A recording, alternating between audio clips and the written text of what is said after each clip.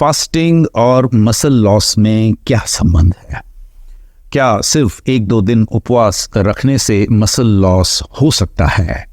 And last but not least, क्या 1-2 दिन की फास्टिंग से आपकी लीन बॉडी मास पर कोई फर्क पड़ता है?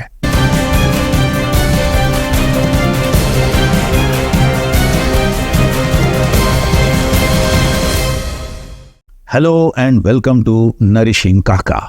अब फास्टिंग या उपवास के बारे में एक बहुत ही कॉमन मिसकंसेप्शन है कि सिर्फ 1-2 दिन फास्टिंग करने से ही मसल लॉस हो जाता है। Fasting leads to muscle loss, और इस बात में कोई सच्चाई नहीं है। जहाँ तक शॉर्ट टर्म वॉलेंटरी फास्टिंग का सवाल है, उससे कोई भी मसल लॉस नहीं होता। यहाँ पे ऑपरेटिव वर्ड है शॉर्ट टर्म, और वो इसलिए क्योंकि जब आप 24 घंटों का या 36 घंटों का या 48 घंटों का फास्ट करना शुरू करते हैं तो आपकी बॉडी में कई फिजियोलॉजिकल चेंजेस होते हैं, और उन चेंजेस के चलते आपकी बॉडी खाना अवेलेबल न होने के बावजूद अपनी एनर्जी स्टोर्स में से एनर्जी एक्सट्रैक्ट करके आपके वाइटल ऑर्गन्स को पूरी मात्रा में एनर्जी सप्लाई करती रहती है। जब आप कोई भी फास्ट शुरू करते हैं तो सबसे पहले आपकी बॉडी आपके लिवर और आपकी मसल्स में मौजूद ग्लाइकोजन को ग्लूकोज मॉलिक्यूल्स में परिवर्तित करके अपना काम चलाती है। लेकिन एक बार जब वो ग्लाइकोजन स्टोर्स भी खत्म हो जाते हैं तो उसके बाद आपकी बॉडी कीटोसिस की प्रोसेस चालू करती है, जिसके दौरान वो आपके फैट डिपॉजिट्स में जमा फैटी एसिड्स को कीटोन बॉडीज में कन्वर्ट करती है, और ये आपकी बॉडी को, आपके इंपॉर्टेंट ऑर्गन्स को और आपके ब्रेन को पूरी एनर्जी सप्लाई करते हैं, कॉन्स्टेंटली सप्लाई करते हैं। In addition to this, fasting के दौरान आपके शरीर में कई ग्रोथ हार्मोन्स के प्रोडक्शन और एक्टिवेशन में बढ़ोतरी होती है। उसकी वजह से आपकी मसल्स का मास पहले जैसा ही बरकरार रहता है।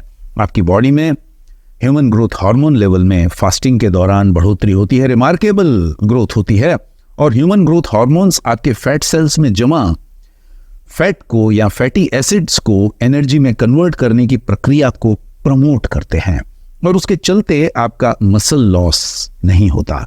कम से कम 1-2 दिन के वाटर फास्ट के दौरान कोई परसेप्टेबल मसल लॉस नहीं होता।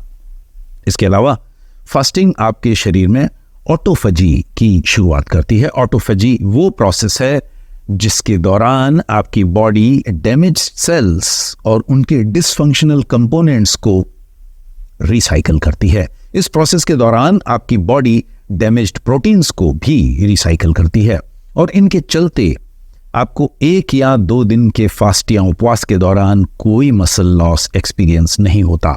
सन 2009 में American journal of clinical nutrition में एक स्टडी प्रकाशित हुई थी जिसमें इंटरमिटेंट फास्टिंग और लीन मास के लॉस के संबंध को जानने समझने की कोशिश की गई थी, और इसमें पाया गया था कि इंटरमिटेंट फास्टिंग करने वाले लोगों की बॉडी वेट में कमी हो गई, उनके फैट मास में कमी हुई, लेकिन उनकी लीन मास, मसल मास जैसी पहले थी वैसी की वैसी ही बनी रही। सन 2010 में ओबेसिटी जर्नल में पब्लिश की गई एक और स्टडी थी जिसमें यह पाया गया कि जब लोगों ने अल्टरनेट डे फास्टिंग की, 1 दिन खाना खाया 1 दिन फास्टिंग की, तो उसके चलते उस स्टडी में पार्टिसिपेट करने वाले लोगों का वजन कम हो गया, उनकी फैट मास कम हो गई, लेकिन उनकी लीन मास पहले जैसे ही बनी रही।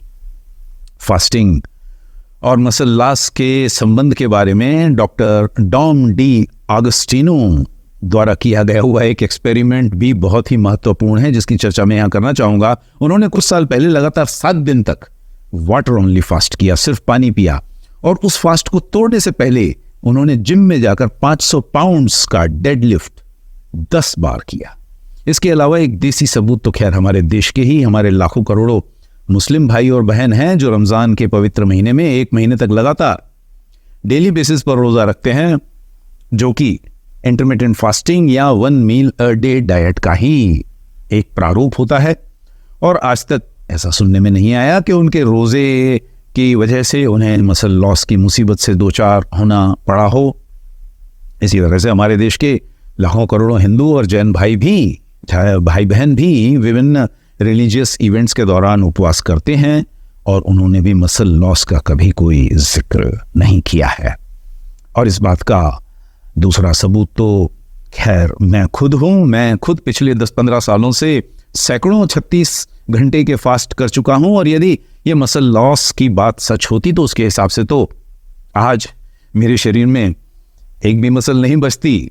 लेकिन जो हुआ है दरअसल वो इसके ठीक उल्टा है। मैंने पाया है कि जब से मैंने फास्टिंग करनी शुरू की है तब से मेरी बॉडी में फैट मास कम हो गई है और लीन मास बढ़ती जा रही है, और उसका फायदा मुझे अपनी एक्सरसाइज रूटीन में भी मिलता है।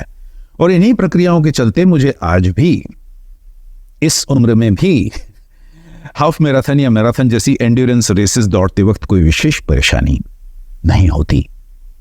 इनफैक्ट आज मैं जिस वक्त ये वीडियो रिकॉर्ड कर रहा हूं उस वक्त मैं ऑलरेडी पिछले 2 दिनों से लगातार वाटर फास्ट कर चुका हूं। सिर्फ मैंने पानी ही पिया है और ब्लैक टी। और इस वीडियो को रिकॉर्ड करते समय तक मैंने लगभग 65 घंटे का वाटर फास्ट कंप्लीट कर लिया है, जिसका मतलब है कि मैंने पिछले 2 दिनों में कुछ भी नहीं खाया है। मैंने अपना डिनर आज से 2 दिन पहले शाम को 5 बजे लिया था इंटरमिटेंट फास्टिंग के चलते, और उसके बाद मैंने अगले 2 दिनों तक कुछ नहीं खाया। और आज तीसरे दिन इस वीडियो को रिकॉर्ड करते समय तक भी मैंने अभी तक कुछ नहीं खाया। I am recording this in the early morning. I am going to have my breakfast, लेकिन सो फार नॉट। और मजे की बात यह है कि पिछले 2 दिनों के दौरान मैं लगातार सुबह 5 किलोमीटर रनिंग भी करता रहा हूं, और रनिंग के अलावा छोटी मोटी एक्सरसाइज भी करता रहा हूं।